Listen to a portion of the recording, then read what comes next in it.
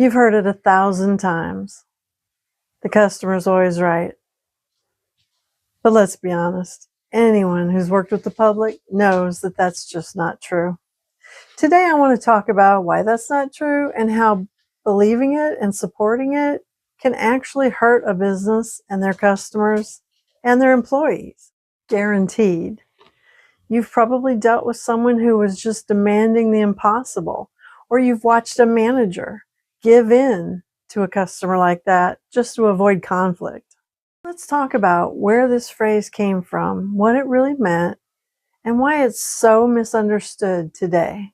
Originally, the customer is always right didn't mean that customers could make unreasonable demands or treat people with disrespect. It meant that businesses should pay attention to what customers want.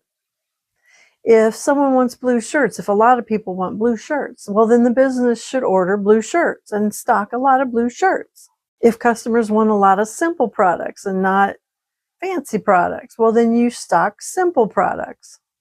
It was more about customer preferences and not about customer behavior. Let's be real. Sometimes customers want the rules to not apply to them. They want refunds for things that they've damaged.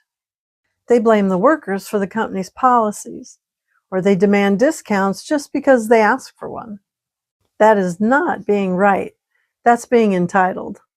For anyone who's watching that thinks the customer should always be right, think again.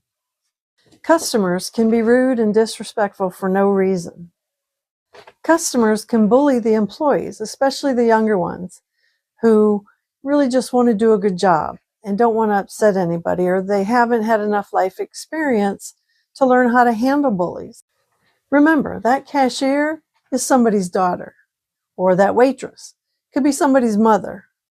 That customer service rep could be working 2 jobs just to make ends meet.